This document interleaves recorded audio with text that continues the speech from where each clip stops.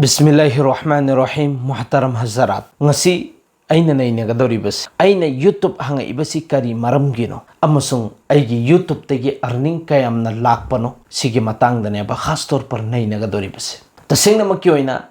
ay sige mamang da tha ani Ramzanul Mubarak ki matung dagi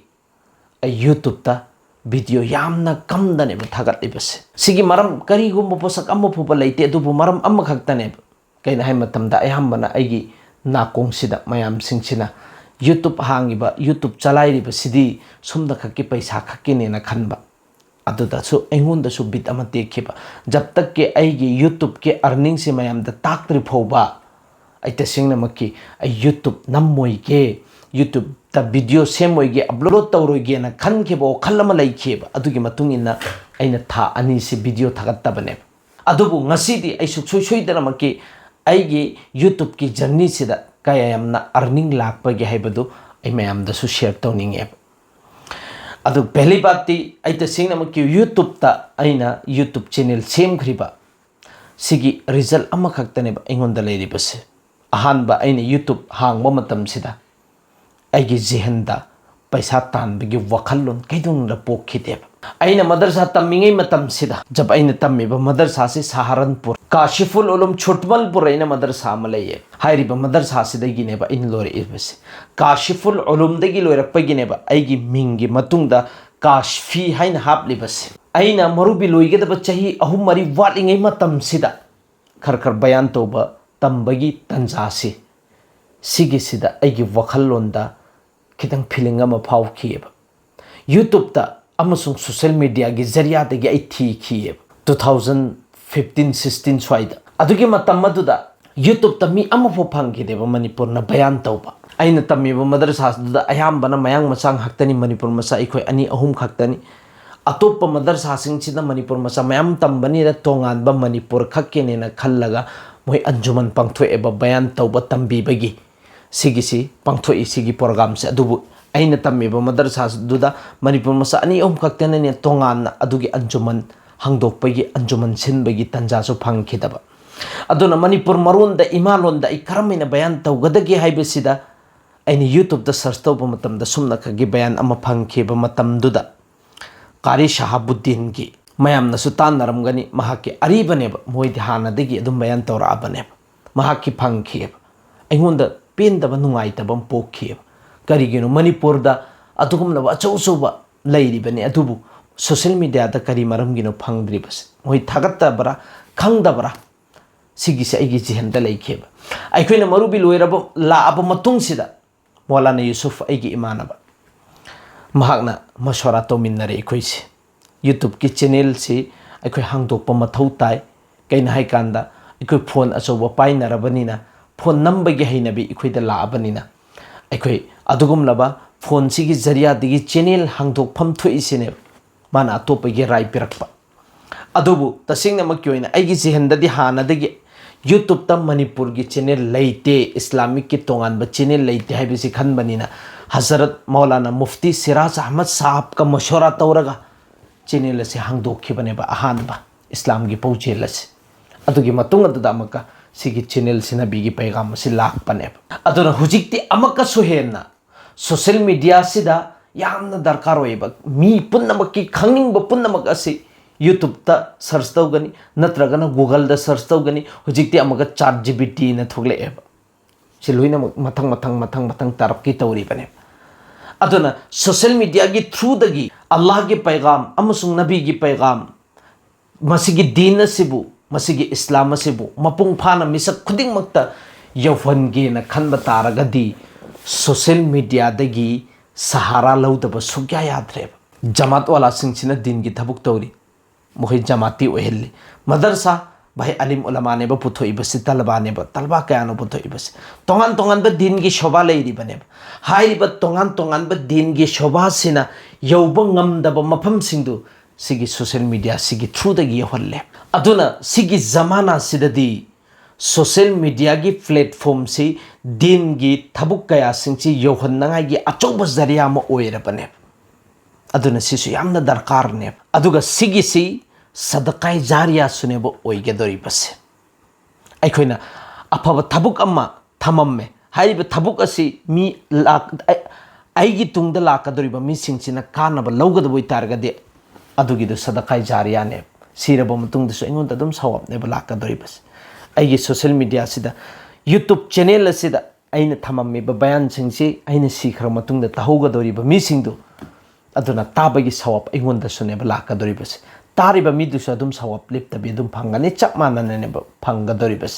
सिनेबा कानबा हाइबस अदुगा अइना YouTube the channel से सेमब मतुंगदगी तसेंग मकेना अइकी अल्म से हानदगी हेन हेंगलक प्राइना अइगोंदा फील तवे यूट्यूब द वीडियो अपलोड तौरे मयाम सिंगसिना कमेंट की जरिया दगी व्हाट्सएप की जरिया दगी फोन की थ्रू दगी अइगोंदा खंगदबा मयाम अम हंगए खंगदे अइ हंगगा हेरके हाइबसु मयाम अम यावरिबने खंगदबा मयाम सिंगतो अइ तोंगान एक्स्ट्रा ओइना नैने नैनबदा थोक्तरे फोन तौरगा अइकी मेसाब सिंगसिदा हंगे अदुई तारगदी अइगी खंगदबा अदुगुमलब इल्म सिंगदे एंग हेंगल हलकप्रा से इंगोंदनेबा कानब फंगिबस अदुगा इल्म सिगी मतांगदा दीन सिगी मतांगदा ईमान सिगी मतांगदा नैननिंगबगी अइगोंदा फिल्म अमसु फावे से अइगी कानबने सितनत्तना अइगी मतम अहांगबा मयाम सिंगदो वीडियो सेमबदा वीडियो अपलोड तौबदा अमसुंग वीडियो नंबदा वीडियो अमा नमनंगाइगिदमक्ता मसला अमा हाइनंगाइगिदमक्ता लाइरिक येंगबा सि मतम अम्मनेबा खाइदोक्तबा याद्रिबसे सिगी मतम सिंगसि लोइनमक खाइदोअम्मिबे अदुगा अइना यूट्यूब से वीडियो से अपलोड तौबा था अनि खक लेपखिबा मतम सिदा इंगोंदा अमांगबा मयाम अमा लैये पहली बात ती अइगे इल्म हेंगतकदबदु हेंगलक्तरे मयामना कमेंट की जरिया दगिसो अमदैसो हंगक्तबनिना हेंगत्रे अदुगा अनीसुबो पोसक अमना अइना यूट्यूब ता वीडियो सेमबदा एडिट तौबदा अपलोड तौबदा पिरंबा मतम सिंगदो लोइनमा इंगोंदा फ्री नेबा लाइबसे अदुना अदुगुमलबा अचौबा मी सिंगसिना बुजुर्ग सिंगसिना हारिबसे तौगदबा थबुक्तु तौद्रगदी तौरोइदबा थबुक्तु तौहल्लेना एंगोबा सिगु वहिसिबो अदुना अइना तौगदबा थबुक सिंगदु तौखिदरबनिना अतोपा इधर उधरगी थबुक कया तौनिंगबा फावेबा इंगोंदा से इंगोंदा अमांगबनेबो ओइरिबसे अदुना तसेंगमक्की ओइना पैसा फंगिबदी थादा सुमना खक्की यामबा नत्ते अदुने अइना हुजि एंहनगदोरिबसि अइगी अर्निंग से कयामना फंगबनो मयामना उरिबसिना थादा लुपा 50,000 लाख ताले हाइबने तसेंगमक्की सिनत्तेबा नखोइना खल्लिदुदगी यामना कम ओइएबा जो अइगी यूट्यूब सिदा लाइबा अर्निंग से अदुने हुजिक मयामना इंगमिनगदोरिबसि अइगी फोन निमांगदा लेरिबसि अइगी अर्निंग से कयामना लाखपनो हाइबदु मयामना इंगमिनसेबा अहानबदा अइखोइना चंगदोरिबसि कराइदा अइगी यूट्यूब स्टूडियो सिदा चंगनेबा सिदा चंगबा मतुंगदुदा यूट्यूब स्टूडियो हारिसि YT studio हारिबसि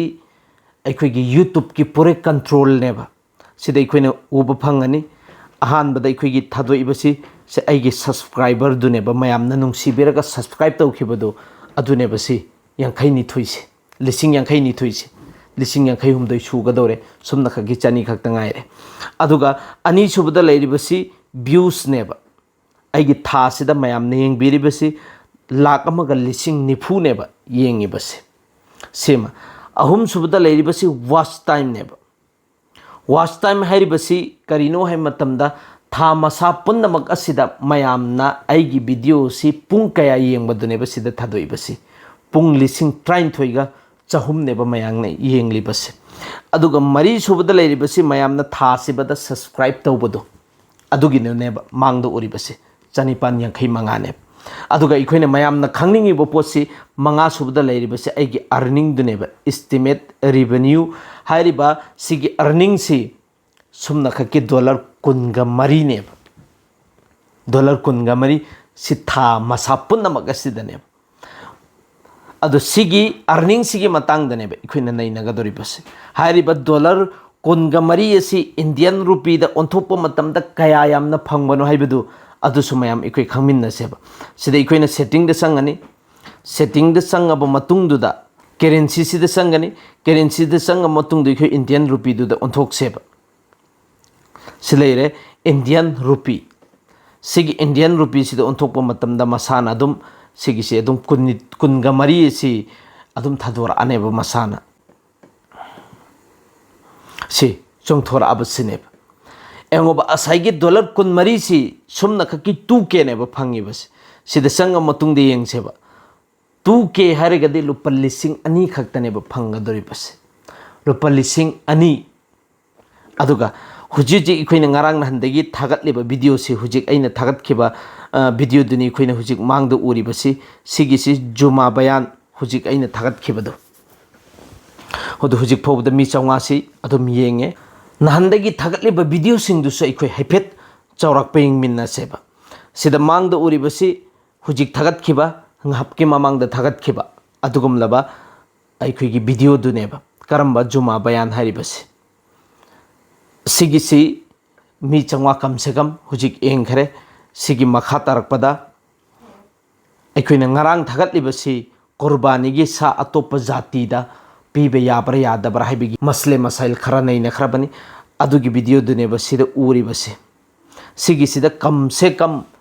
mi lising train thoina yengeba हाइरिबा लिसिंग 33 इखोइना चंगबा मतमदा मागी एस्टिमेट से हुजिक फोबद 0 ने बलैरिबसी हयिंग ने बलाकादोरिबसी अदुगा मयामना सिगी वीडियो से सब्सक्राइब तोरिबसी चामगा निफुमंगा अदुगा येंगिबा पुंगसिना सिदा लैरे अदुगा अइखोइगी व्यू से लिसिंग 33 गा चनी ने बलैरिबसी अदुगा सिगी ममांगदा वीडियो अमका थागत खिदना हाजीगी मतंगदा हाजी चतपा यामना पुकनिंग नुंसिबा मिसक अमगी मतंगदा लिबिया लेबा मिसक अमगी आमिर अल महदी हरिबा मिसक तुगी मतंग थागत खिबसी हुजिक फोबदे येंगिबसी मिलिसिंग 53 सुरिबि येंगिबसी सिगी अर्निंग सी इखो येंगसेबा कयानो लाइबसी सुमना खक्की लुपा चामगा यांखै खक्तने बा लाइबसी मिलिसिंग 53 सिदा चामगा यांखै खक्तने बा एंगो बादुइ तारगदी मिलिसिंग अमा येंगहन्नगाई गी दमक्ता कयामना मथा सानै अदु मिलिसिंग 53 येंग मतमदा सुमना खक्की चाम यांखै खक्तने बा फंगिबसी अदुइ तारगदी अइखोइना मी यमना लिसिंग अमना येंगबा मतमदा मी लिसिंग अमना येंगबा मतमदा कयामना रेवेन्यू काबनो हाइबदु अदुसु इखोइ चौरकपा येंगमिन्नसेबा सिदा संगनी अदुगी मतुंगदा सिदा रेवेन्यू दा संगबा मतुंगदुदा अइखोइ सिदा दुम फोंगना उबा फंगनी सिदा खितंग चटलानी अदुइ चटला मतुंगदुदा सिदानेबा सिदा इखोइ उ फंगे सिगी सिदा लैरिसे अहानबा एगी अदुगुम लब थादा फंगिबे एस्टिमेट तुनेबा सिगिसे लुपा लिसिंग अनिगा निफुगा तरुकसे सि लुपा लिसिंग अनिगा निफुगा तरुकसी करीदनो फंगिसी लाख अमगा लिसिंग तरा मीनि येंगबा मतुंगदनेबा फंगिबसे अदुइ तारगदी मीना लिसिंग अमा येंगबा मतमदा लुपा कयानो फंगिबसे हाइ मतमदा सिगी पैसा सिनेबा लुपा 33 सिनेबा रेवेन्यू पर 1K views RPM si RPM si mi lising ama yengba matamda kaya yamna paisa karakpono haibudune basi de uli basi adui taragadi mi na lising ama yengba lupa 33 khaktane ba kara ibasi adugi hisab tane ba lupa lising ani thada aigi kara ibasi tasengna makyono lupa lising ani si sigi si de aigi thaugi phobo kona deba tha ani ki madrasa satli bani halai bani gari da 4-wheeler da car dane ain chali basi namas matam manga handon jin chali basi car dane chali basi akhang ma mising sina dum khangam gane ba adui targadi thau khakta tha se da lupa kyano sangam ga dori basi lupa lising ani na kona banatte ba sigi paisa sina kari gu ma posak am bo ba tawba yate ba igite sidi jo allah na aigi social media sida aina tawjari ba mehnat tu gi matungi na khar khajik ne ba फंगदे हाइबदी यारो इब fungi अदुबो मयामना लुपा लिसिंग यांखै हुंफु लुपा lakh तालमगनी न खल्लिबो पोसक्तु अदुदी ओइद्रेदना अदुना तसेंगना मक्की ओइना ऐ ngasi फौबदसु मयामदा ऐगी video सिदा मते अम थागल मतुंगदुदा ऐगी video सिबु like तबियो subscribe तबियो share तबियो ऐ केदोंग दा harem मोय बस ऐदी दिन गी थबुकनी मयामना पामे Allah na yohan bigi haiba banda sing du da dum yohan bigani sida aina hairu bigi koi mathau ta de na khallaga ne ba aina hujik phoba haidri basi aduna tasing na makyoina mayam gi khalli bo khallon du doubt tu loitho amani aina sigi video si namge na khalai basidi tasing na makki adugum la ba mi khara sulaye mi aigi na kong sida kayarak taraba adugum la ba wahi ne haibadi aikuni youtube da thoga ibasidi sumna ka ki paisa khakke ne na तसेंगना मक्के पैसा खक्की नत्ते बल्कि उम्मत सिंह सिदा 10% खक्तनेबा 10% खक्तनेबा खरा खंगिबसी नमाजु मतम चाना सोलिबसी 10% अदुको 90% अमदी मस्जिद करीनो मदरसा करीनो नमाज मसले मसाइल खंगदबा अयाम्बंग हक्तनेबा अदु सिंगदो मखोइना मदरसादा अमसुंग अतोतोपा शोबासिंगसिदा चटलगा तंबा ngamjadragasu अखोइगी सोशल मीडिया की थ्रू दगी खरखची खंगजसनु हैजसनु सिगी अजर सब इंशाल्लाह हयं कयामत के निमित्त अखोइसु फंगनेना खलगा थोगपा ngaktane अदुना मयामना सिगिसिदा फत्तबो खल्लुन खंदबिदा अमना अमगा सपोर्ट तौनबा अदुगा अइना थगतलिबा हाइरिबा नैनरिबा वफमसिंगचे मुन्ना ताबा अमल तौनांगाइगी होतनाबा अदुगा अरोइबदा अइ चाही अहुम मरीदगी आयुर्वेदिक की थबुक खर खरनेबा अइना तौरिबसे हाइरिबा आयुर्वेदिक की हिदाक मुंबई दगिनी इंशाल्लाह अदु मुंबई दे करम्बा मफमदगी लौबनो हाइरिबा मिसक असिगी अवार्ड कया फंगिबनो हाइबदुसु इकुइ कुइदबा एक ब्लॉग की ममिंग अमदा आई सेमक्के अदुगा अइंगोंदा हुजिजिक एनी हर लाइना खुदिमक्की हिदाक से लैगनेबा खास तौर पर दुगुमलबा बीपी की शुगर की तोंगान तोंगानबा अदगी नुंग नैबगी अतोप लैरिबा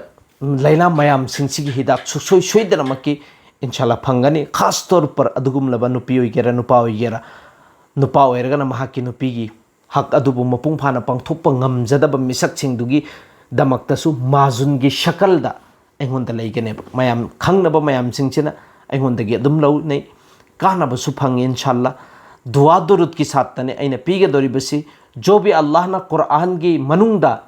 अनाबा नुंगाइतबा फगनीना खल्लगा थरकपा आयात सिंगदो आयात शिफा अदु सिंगदो लोइनमक छोलगा अल्लाह ना नीरगा इंशाल्लाह आई पीजबनी मयाम सिंगसु कानै सिगिसु इंशाल्लाह वखल थमसे अल्लाह ना हाइख्रेब खरसदा अमल तौबा ngambagi तौफिक पिना बिबोइसना।